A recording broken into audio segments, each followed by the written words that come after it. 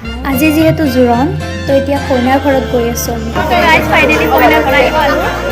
এতিয়া মানে নিয়মবিলাক কৰিব। এয়া আমাৰ কইনা অৰ্থাৎ মোৰ বৌ।